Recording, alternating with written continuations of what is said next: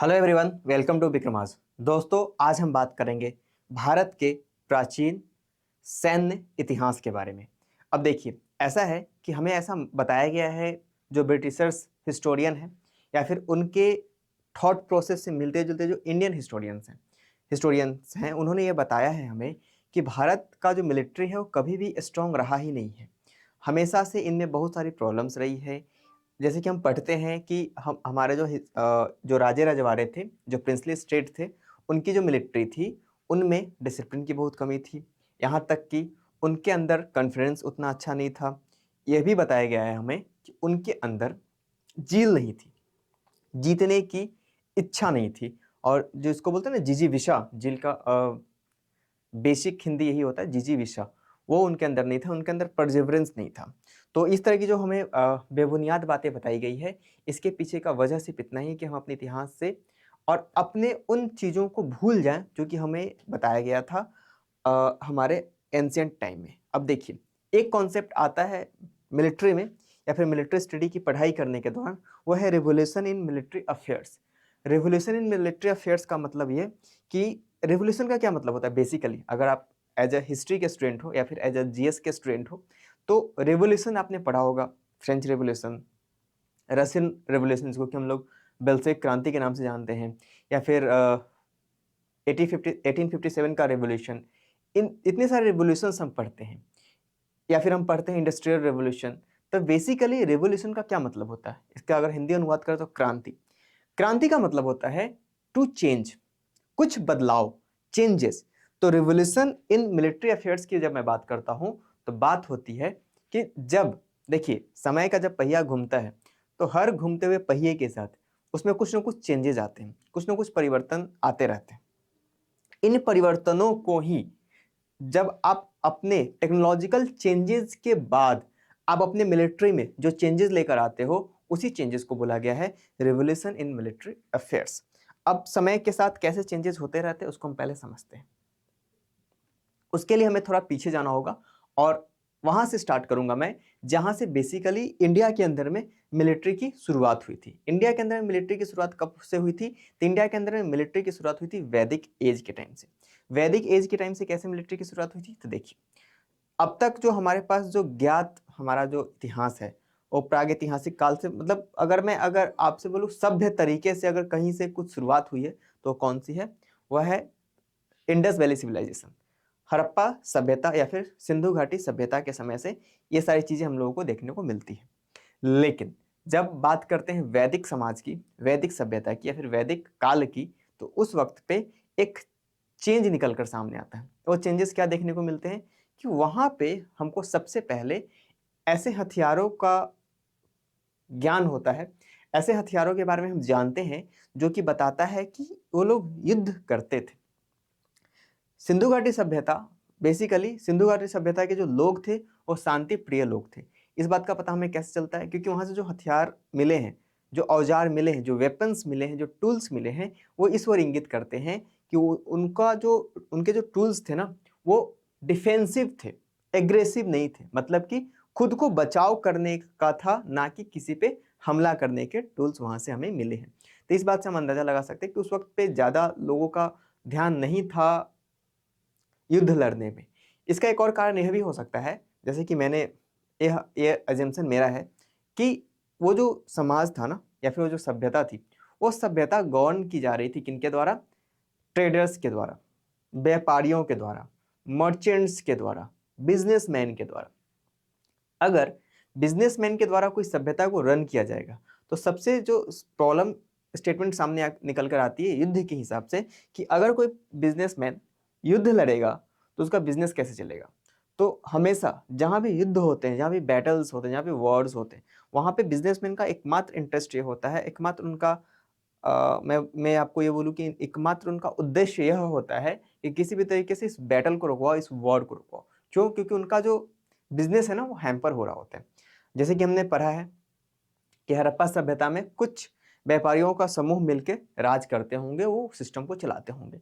तो वैसे में वहां पे बहुत कम उम्मीद बचती है कि उन लोगों का थोड़ा सा भी इंटरेस्ट होता होगा युद्ध के लिए। अब आगे बढ़ते हैं। हड़प्पा काल से जब हम आगे बढ़ते हैं तो वहाँ पे हमें पता चलता है वैदिक सभ्यता के बारे में। अब वैदिक सभ्यता एक कैसी सभ्यता थी? वैदिक सभ्यता एक नोमेडिक सभ्यता थी, ट्राइबल सभ्यता थी। मतलब ट्राइबल करने का मतलब one place to another place वो क्या करते थे? ट्रैवल करते रहते थे। जब एक प्लेस से दूसरे प्लेस पे वो ट्रैवल करते रहते थे तो इन दिस सर्कमस्टांसेस होता क्या था कि उनको अलग अलग जगहों पे जाके चीजों को स्ट्रगल करना पड़ता था। वहीं अगर मैं सिंधु घाटी सभ्यता के लोगों की बात करूं तो वहां उनको इतना स्ट्रगल नहीं करना पड़ता था क्योंकि वो स्टेबल थे, उनके पास रिसोर्सेज थी, वो उनका संबंध दूसरे अलग अलग कंटेम्प्रेरी सिविलाइजेशंस के साथ था। तो इस वजह से उनको एक सबसे उनके पास एक प्लस पॉइंट यह था कि वो एक शहरी सभ्यता थी। वहीं वैदिक समाज की अगर मैं आपसे बात करूं तो एक ग्रामीण सभ्यता थी, एक पोस्टरल सोसाइटी थी। उसके बाद जो सबसे इन्वेंटरी चीजें होती है निकल कर सामने आती है, जो कि सबसे ज्यादा मारक होती है, वह यह होता है कि उन लोगों को दो चीजों का ज्ञान था जो कि उससे पहले की सभ्यताओं में लोगों को नहीं था। वो दो चीजें कौन कौन सी थी? सबसे पहली चीज हॉर्सेस, घोड़ों का नॉलेज उनको अच्छा था। दूसरी चीज है आयरन। ये जो दो चीजें मिलती है ना, ये इन दो चीजों ने H/I, मैं आपको क्या बोलूंगा, H/I is equals to very deadly warfare. आप इस इक्वेशन को ऐसे समझ सकते हैं। अब देखिए, हॉर्स प्लस आयरन, हॉर्स से उन्होंने क्या बनाया? हॉर्स से उन्होंने बनाया चैरियट, रथ। और यहाँ पे एक कॉन्सेप्ट निकलकर सामने आता है, इसको बोलते हैं मास इंटू वेलोसिटी पैराडाइम। मास और वेलोसिटी को मल्टीप्लाई करके जो पैराडाइम बनता है उसको बोलते हैं चैरियट। देखिए, वेलोसिटी तो ऑलरेडी था उसमें, घोड़े में, और जैसे ही उसके साथ रथ जोड़ दिया, अब वो क्या बन चुका है? मास रथ, मास वेलोसिटी हॉर्स। अब इस तरीके से क्या हो जाता है कि काफी ज्यादा उनको युद्ध में उनको बहुत ही सफलताएं प्राप्त होने लगती है और अपने शत्रुओं पर बहुत ही ज्यादा क्या हो जाते हैं? वो अटैकिंग हो जाते हैं, बहुत ही ज्यादा उनके लिए डेडली निकलकर सामने आते हैं। अब होता क्या है कि जैसे कि आप बात करते हैं सर्जिकल स्ट्राइक की, तो इस बात को आपको समझना चाहिए कि जो पहला सर्जिकल स्ट्राइक था वो वैदिक समाज के लोगों ने किया था। सर्जिकल स्ट्राइक का बेसिकली मतलब क्या होता है? सर्जिकल स्ट्राइक का मतलब होता है कि किसी खास एरिया पे जाना है और वहां पे अपने शत्रुओं को चुन चुन कर खत्म करना है और वापस आ जाना है। इस चीज को आप अलग अलग उपन्यासों में पढ़ सकते हैं। मैंने हाल में एक उपन्यास पढ़ी, एक नोवेल पढ़ी, उस नोवेल का नाम है आचार्य चतुरसेन द्वारा उस नोवेल को लिखा गया है। उसका नाम है वैशाली की नगरवधु आम्रपाली। खैर, वो कहानी तो आम्रपाली के ध्यान में रखकर लिखी गई है, उसकी जो नायिका है वो आम्रपाली है, बट उस वक्त के जो सोशियो इकोनॉमिक और पॉलिटिकल एडमिनिस्ट्रेटिव जो सिचुएशंस है, राइटर ने उसको बहुत ही बखूबी उसका जिक्र किया उस पुस्तक में। और वहां पे एक जिक्र है कि जब मगध अंग के ऊपर हमला कर रहा होता है, ध्यान रखेंगे, मगध जब अंग के ऊपर हमला कर रहा होता है तो उस वक्त पे उन्होंने सर्जिकल स्ट्राइक जैसी चीजों का इस्तेमाल किया था। वो क्या करते थे कि किसी पार्टिकुलर प्लेस पे जाते थे और वहां पे जितने भी शत्रु होते थे, मान लो उनको नॉलेज है कि इस प्लेस पे अंग के 200 सैनिक है, तो मगध क्या करता था कि अपने 10,000 सैनिकों को भेजता था और सारे को समाप्त करके वापस आ जाते थे। ये तरीका होता था सर्जिकल स्ट्राइक का। तो यूएस और यूरोपियन कंट्रीज ये जो बोलते रहते हैं ना कि सर्जिकल स्ट्राइक तो उनकी देन है, इस टर्म को उन्होंने कॉइन किया नहीं। इंडिया भी इस थ्योरी को फॉलो कर रहा है कि सर्जिकल स्ट्राइक अब हम भी करने लगे हैं। आपने पिछले 3 या 4 वर्षों में सुना होगा अलग अलग सर्जिकल स्ट्राइक का नाम। हम अपने पड़ोसी जहाँ पे भी हमें ऐसा लगता है कि वहाँ पे कुछ टेररिस्ट इन्फ्लुएंस हो रहे हैं, मतलब कि टेररिज्म ग्रो कर रहा है, तो वहाँ पे हम क्या करते हैं? इसको चुन चुन कर मारने का काम करते हैं, आई मीन एलिमिनेट करने का काम करते हैं, फिर न्यूट्रलाइज करने का काम करते हैं। वैसे ही चीज़ों को हम वैदिक पीरियड में भी कर रहे थे। तो पता नहीं क्यों मुझे एक बात समझ में नहीं आती कि हम अपनी पुरानी चीज़ों को ऑप्ट करने में, एडेप्ट करने में क्यों झिझक महसूस करते हैं? हमें क्या शर्म है भाई कि हमने उसे वैदिक समाज से लिया है। खैर, अब मैं बात करूंगा महाभारत की। जैसे कि एक और आरोप लगता है इंडियन मिलिट्री पे। इंडियन मिलिट्री कहने का मतलब इंडियन आर्मी नहीं है, जो पहले के आर्मीज रहे हैं राजे रजवाड़ों के साथ में, उनके पर एक और आरोप यह लगाया जाता है कि इनका क्या है ना कि ऑर्गेनाइज्ड कभी नहीं रहे हैं। अगर मैं आपसे महाभारत की बात करूं तो महाभारत तो बहुत पुराना टेक्स्ट है, बहुत पहले लिखा गया टेक्स्ट है। वहां पे भी चक्रव्यूह की बात करी गई है। अगर आप चक्रव्यूह के बारे में थोड़ा बहुत भी एनालाइज करेंगे या फिर अगर आप B.R. चोपड़ा का भी महाभारत देखेंगे तो आपको एक बात समझ में आएगा कि चक्रव्यूह कितनी बेहतरीन रचना थी वो इतना डेडली था कि अगर एक बार आपने चक्रव्यूह की रचना कर दी और अगर आप उसको, उसमें ये होता है ना कि अगर आपने अटैक किया तो अंदर जाकर मरोगे और अटैक नहीं किया तो एक एक करके जो चक्रव्यूह है आपको अपने में फंसाता चला जाएगा और आपके सारे सैनिकों का विनाश कर देगा। तो ऐसी सिचुएशन हो जाती है कि आप या तो ना तो उगल सकते हो उसको, नहीं निगल सकते उसको, आप बिल्कुल कॉर्नर हो जाते हो किसी कोने में जाके। जब चक्रव्यूह जैसे सिद्धांत हमारे पास थे, और आप याद रखेंगे महाभारत तब लिखी गई है, अगर मैं उसके हिस्टोरिकल रिकॉर्ड्स की बात करूं, गुप्ता पीरियड और मतलब Maurya, between Mauryas and Gupta's के बीच में महाभारत लिखी गई। अगर मैं ऐतिहासिक साक्ष्यों के अकॉर्डिंग बात करूं तो ऐसे तो 5000 साल पुरानी लिखी गई पुस्तक है, लेकिन अगर मैं ऐतिहासिक साक्ष्यों की बात करूं तो उस वक्त पे लिखी गई है। उस वक्त पे अमेरिका जैसे देश में इंसान तो छोड़ो, जंगली जानवर भी नहीं हुआ करते थे। और अगर मैं यूरोपियन कंट्रीज की बात करूं तो इंग्लैंड में सड़क के किनारे तंबू लगाकर रहते थे। उस वक्त पे महाभारत जैसे टेक्स्ट हमारे यहाँ लिखे गए थे, उसमें चक्रव्यूह की रचना के बारे में डिस्कस किया गया। उसके बाद एक और बहुत ही अद्भुत ड्रिल फॉर्मेशन करके, एक अचित्य केतम करके एक बहुत ही अद्भुत टेक्निक हुआ करता था। इसमें क्या करते थे कि शत्रुओं को सबसे पहले, जो आपके ओपोनेंट होते हैं उनको सबसे पहले चारों तरफ से घेरते थे, जिसको कि रिंग ऑफ फायर बोलते थे। घेर कर उनको क्या करते थे कि उनको इस तरीके से क्लब कर देते थे ना कि आप जा ही नहीं सकते। ऐसे कर करके वो बहुत सारे ड्रिल बनाते थे, करीब करीब 1000 ड्रिल बनाते थे, और उनका टारगेट होता था कि एक ड्रिल में 10 अलग अलग सोल्जर्स को आपको क्या करना है, उसको समाप्त करना। और ऐसे कर करके शत्रु सेनाओं में हरकंप मचा देते थे और उनको फिर समाप्त कर देते थे। वैदिक पीरियड से अगर आगे बढ़े तो बात करूंगा मैं चाणक्य की। आपको पता है चाणक्य किस दौर में थे? चाणक्य चंद्रगुप्त मौर्य के टीचर थे, मेंटोर थे। उन्हीं के सहायता से और 327 बीसी में, 327 ईसा पूर्व में अलेक्जेंडर रावी नदी के तट तक पहुंच चुका होता है। उसकी लड़ाई राजा पोरस से हो चुकी होती, जो कि पंजाब के राजा थे, और उसने उनको हरा दिया होता है। यह खबर जब मगध तक पहुंचती है तो मगध में अराजकता की स्थिति उत्पन्न हो जाती है, और उनको पता होता है कि धनानंद जो कि हमारा राजा है वो अक्षम है, वो इन परिस्थितियों को टैकल करने में लायक नहीं है। वैसे सिचुएशन का फायदा उठाकर चाणक्य, या फिर इनको मैं विष्णुगुप्त बोलूं या फिर कौटिल्य बोलूं, इन्होंने अपने एक शिष्य चंद्रगुप्त मौर्य के साथ मिलकर उसको सत्ता से हटाया और अपने स्टूडेंट चंद्रगुप्त मौर्य को सत्ता पर बिठाया।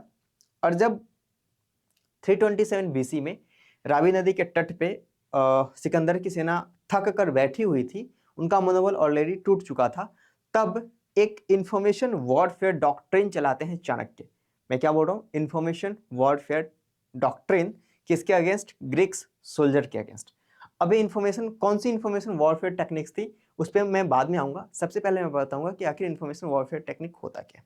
इस टेक्निक में क्या करते हैं हम कि कुछ ऐसे मिस इन्फॉर्मेशन को फैला देते हैं शत्रु सेना के खेमे में, जिसकी वजह से क्या करते हैं कि वो साइकोलॉजिकली टूट जाते हैं।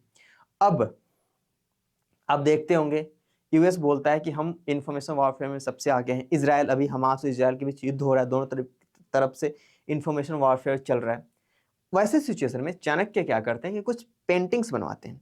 किसकी पेंटिंग्स बनवाते हैं? वह पेंटिंग बनवाते हैं हाथियों की, और उसमें वो दिखाते हैं कि हाथी किस तरीके से अपने पैरों से किसी व्यक्ति का सर को कुचल रहा होता है। और इन सारे पेंटिंग्स को अपने एसेट्स के द्वारा सिकंदर की सेना में फैला दिया जाता है। जब वो देखते हैं तो उनको लगता है कि तुम भारत पे अटैक करने तो आए हो, भारत की सीमा पर बैठे तो हो, लेकिन तुम इन तस्वीरों को भी देख लो कि हमारे पास 10,000 हाथी हैं, और देखो कि हाथी हमारे दुश्मन सेनाओं के साथ क्या करते हैं, किस तरीके का सलूक करते हैं। इस वजह से ऐसा बोला जाता है कि इसके वजह से उनका क्या होता है, मनोबल टूट जाता है। जब उनका मनोबल टूट जाता है तो वैसे में वो एबल नहीं हो पाते हैं और उनका कॉन्फिडेंस लूज हो जाता है और वहीं से वो वापस चले जाते हैं। इसके बाद चाणक्य के एक और थ्योरी है, राजमंडला थ्योरी। राजमंडला थ्योरी, इंडिया अभी भी इसको फॉलो करता है। राजमंडला थ्योरी का मतलब है कि जो हमारा पड़ोसी है उसको हम दुश्मन मान के चलेंगे।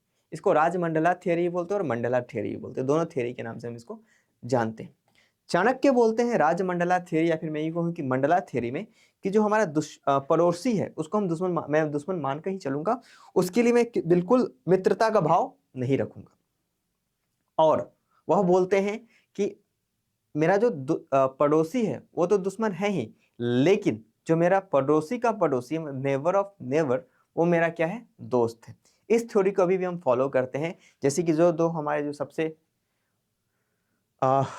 बेवकूफ़ जो दो पड़ोसी देश हैं, चाइना और पाकिस्तान, उनके सामने हम लोगों ने ये स्ट्रेटजी को अपनाया है कि पाकिस्तान का एक और पड़ोसी देश है अफगानिस्तान, और वहाँ पे हम लोगों ने अपने कॉन्सुलेट खोल रखे हैं। और वहाँ से मतलब पाकिस्तान और अफगानिस्तान का जो बॉर्डर लाइन है, डुरंड लाइन, वहाँ से करीब 50 किलोमीटर दूर हमारा स्टेशन है, जहाँ से हम उनकी सारी गतिविधियों पे नज़र बनाए रखते हैं, और दूसरी तरफ से तो हम हैं ही।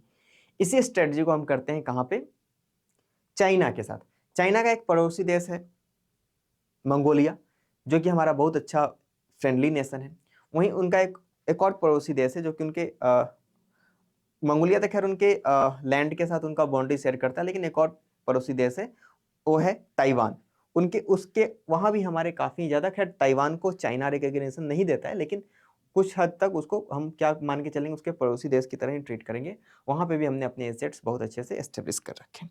एक और उसका पड़ोसी देश है भूटान, जिसके साथ हमने आपने सुना ही होगा, बहुत सारे विवाद उत्पन्न होते ही रहते हैं सीमा विवाद को लेकर, और हम उनको क्या करते हैं, मिलिट्री असिस्टेंस प्रोवाइड कराते हैं। तो पाकिस्तान और चाइना को हम अपने इंडिजीनियस, ये हमारा इंडिजीनियस पॉलिसी है, इंडिजीनियस ये हमारा टेक्निक है, जिसको बोलते हैं राजमंडला थ्योरी। उसके बाद अगर मैं बात करूं, थोड़ा और आगे की तरफ जाऊं, तो छत्रपति शिवाजी महाराज ने ब्लू वाटर नेवी को एस्टेब्लिश किया था। ब्लू वाटर नेवी क्या है कि हम